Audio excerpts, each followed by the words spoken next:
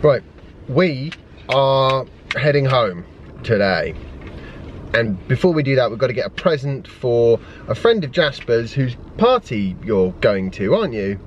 I'm so unbelievably behind with my editing. I've had such a huge amount of footage from yesterday that I'm almost certainly going to be missing a vlog post. But I just wanted to record this little bit because if I don't miss the vlog post, this will be the beginning of today's vlog post, and if I do, this will just be the little bit I stick on at the beginning of the next day so that we don't just arrive at my parents and the next day appear at home. Wow, that is so cool. Can you fly? I can't. Oh, okay. Come here then. Come here. 1, 2, 3.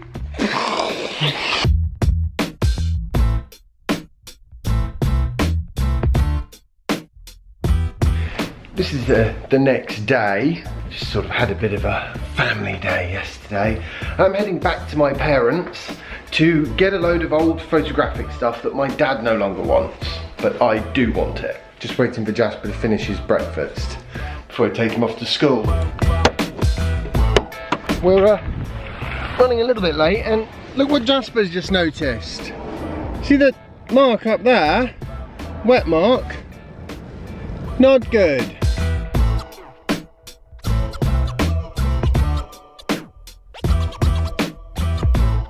So like I said, the primary purpose of today's little trip is to pick up a bunch of stuff which would have been awkward to fit in the car yesterday because I had Jasper's bike in the back and a bunch of other stuff and a jet wash in the front and all sorts of things. And a journey like this only really makes sense when you're in an electric car and you've also got a bunch of free time, because otherwise it would cost £25 probably in fuel to get up there and back, which would be crazy. Whereas as it is, it's going to cost me, I don't know, £3 worth of electricity. I can recoup that cost just by having a couple of coffees at my parents' house rather than at home. And that's what I love about EVs.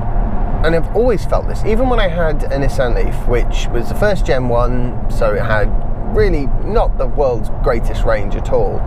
But I always felt that because it breaks the link between cost and miles driven to some extent, it gives you a sense of freedom that is kind of lacking with petrol and diesel cars these days.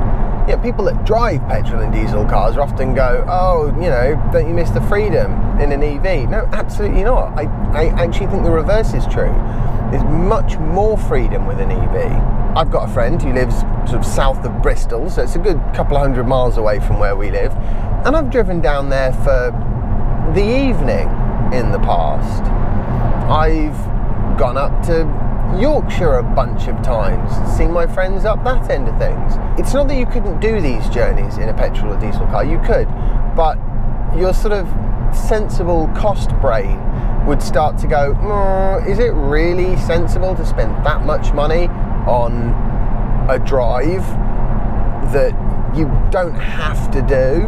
So I'm really, really grateful for EVs for doing that. I think ultimately over time there's going to have to be some kind of solution, because most of the people I speak to say that they do more miles now they've got an EV than they ever used to in a petrol or diesel car, which obviously is not going to be sustainable if 40% of the cars on the road are electric vehicles and those 40% of people are doing 50% more journeys than they used to, or 50% more miles.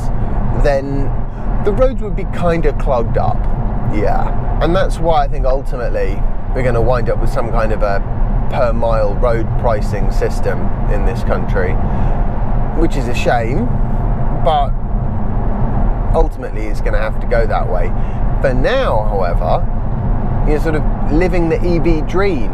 Breaking or reducing the link between miles driven and maintenance is another nice thing about electric cars. Although I'm obviously going to have to work out how the water got in at the back there and plug the hole and then try and get that stain out of the roof, because I'm not very keen on that.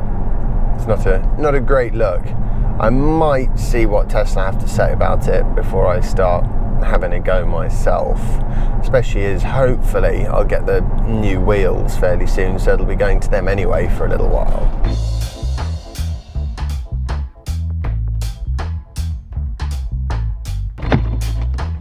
Now I am well, not short on time, I'm low on charge. Hello. Okay, I've just got to get plugged in because I'm a bit short on charge for this round trip. Hi everyone. Yeah, so the cold really doesn't help with the range on the car, quite honestly. And also, I'm only here for about an hour and a half, so it's going to put in 15 miles of extra range. It's a round trip of heading in the direction of 160 miles. So, you know, every little counts. My brother's back from Indonesia and I'm not quite sure what he's wearing.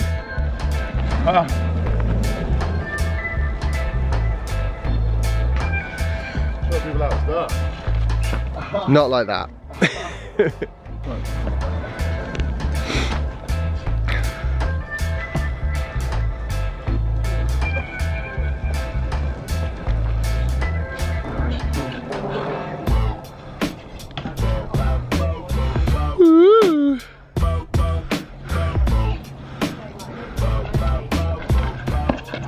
Oh!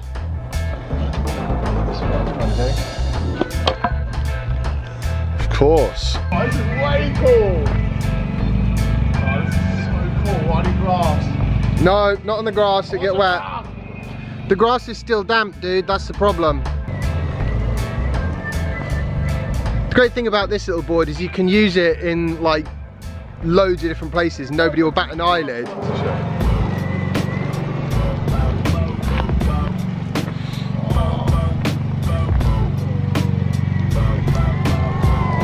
Emergency departure time, otherwise I might not get back for Jasper. Yeah, no question about it. If I had to pay for the petrol, I probably wouldn't have done this little trip.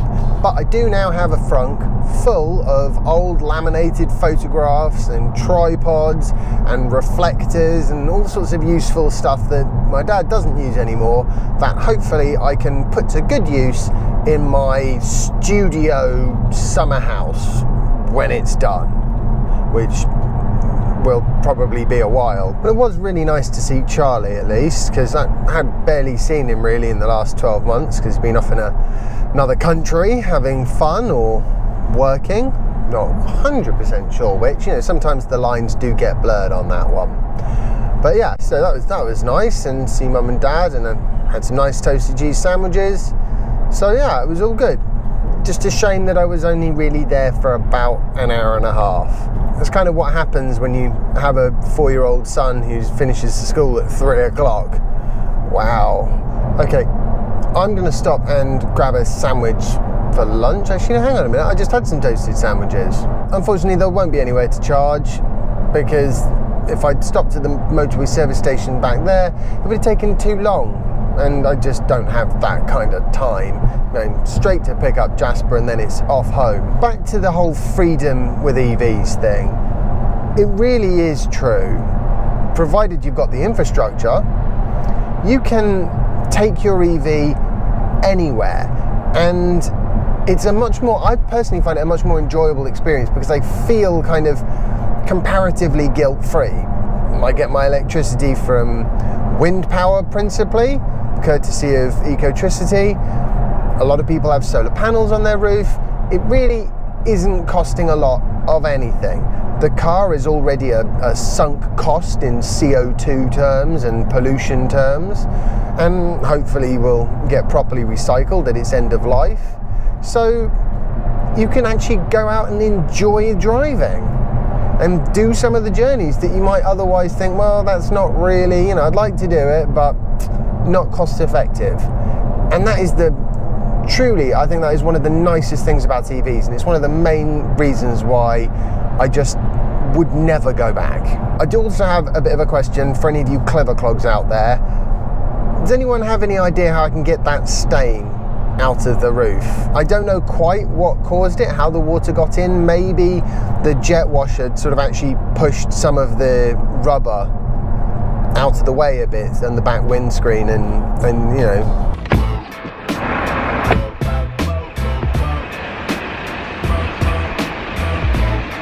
It's not my fault. I had to park there. All the other spaces were taken, except the disabled ones.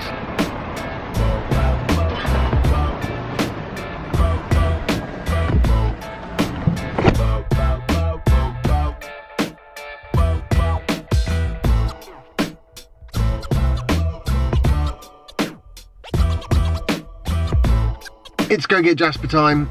I just wanted to quickly sort of wrap up today's video, really. Whenever you hear about EVs in the news, it's always, oh, you know, it's a bit of a challenge. Finding charging can be a bit of an issue. It limits you on where you can go potentially. You have to plan. And although the planning thing, yes, to some extent, although a lot less when you have a longer range EV, from a where you can go and freedom point of view, what restrictions?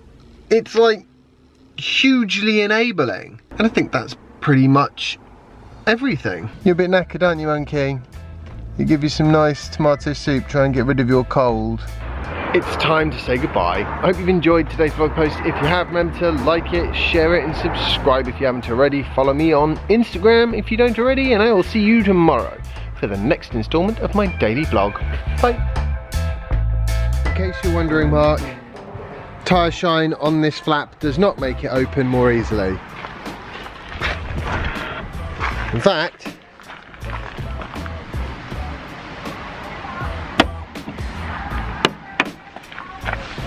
it now doesn't seem to open at all. Okay, that time it did.